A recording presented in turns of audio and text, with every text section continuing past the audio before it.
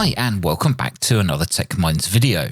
So something which I have wanted to try for a while was receiving and decoding the shortwave radiogram transmissions coming from the US.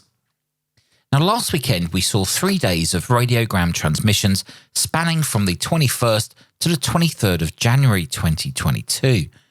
Each transmission is around 30 minutes long and it contains text and images. Now, the content is put together by Dr. Kim Andrew Elliott and it's transmitted using MFSK32 and MFSK64 digital formats. Now, the program normally starts in MFSK32 and then after around 10 minutes, depending on the schedule, it switches to MFSK64. You can view the schedule on the swradiogram.net website for further information of when they're next going to broadcast. Now, as shown on the schedule here, the frequency and start time is shown. Last weekend, we saw a mixture of WIMB in Pennsylvania and WRMI in Florida performing these transmissions. Now, normally these radio stations broadcast audio, so these radiogram programs are kind of a specialist thing for those listening. Now, if you've ever decoded SSTV using your SDR receiver, then this is pretty much the same process, except this is a 30-minute long transmission. The transmission that you can see here in the background, this was transmitted at 23:30 UTC on Sunday the 23rd of January 2022.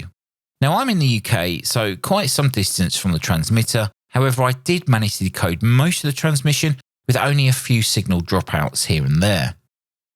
So the radio used was an SDR Play RSP-DX, the SDR software is SDR Uno, the decoding software is Fldigi, and the antenna used was an end-fed half-wave installed at my home QTH.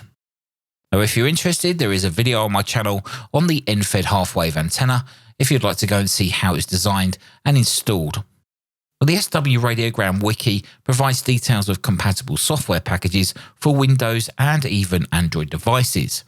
But what I'll show you in this video is how I configured Fldigi to decode the SW radiogram transmissions. Now, if you're using an SDR package to receive the transmission, then you'll need an application driver called Virtual Audio Cable installed. Now, if you've used SDR software before and decoded signals, then you might have it already installed. But what this allows you to do is you can configure the SDR application audio output and pipe it to another application. Luckily, VB audio cable is free. I'll leave a link down below. So once VB audio cable is installed, you need to change your SDR application's output to VB audio cable. Then within Fldigi, you need to change the captured device as shown here.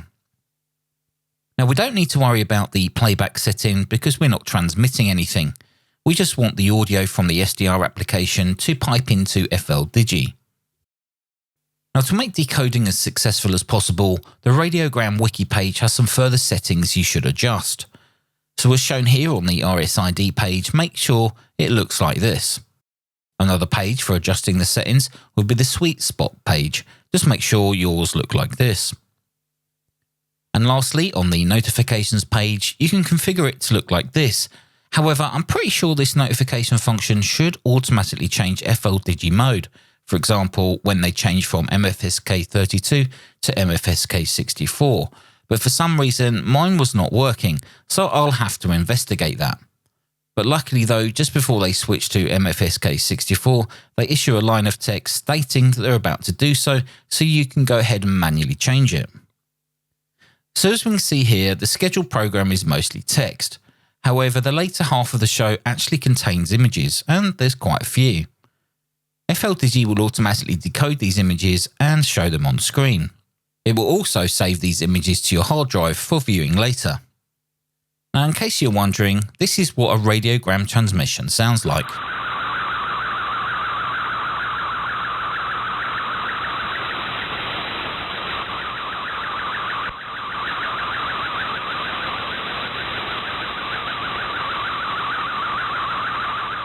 Well, that's MFSK64 sending an image.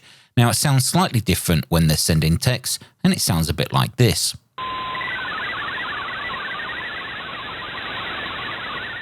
Now, you would have noticed that when receiving the image signal, there was fading in and out. Now this will also have an impact on the quality of the image you receive, as shown by the interference lines on the image.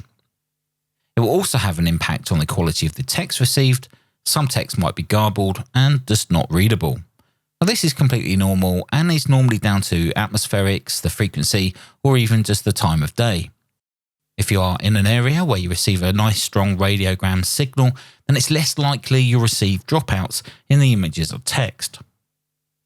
Now, if you do experience decoding issues, then just make sure the red bar, as shown here, is covering the bandwidth of the signal shown in the waterfall on Fldigi. Also, make sure that you have the correct modulation and bandwidth set on your SDR. This is how I've got mine set. Now in this video, I've shown you how to receive and decode the shortwave radiogram transmissions using software-defined radio. Well, what about if you don't own an SDR? Or maybe you only have a regular receiver? Well, the principle is the same.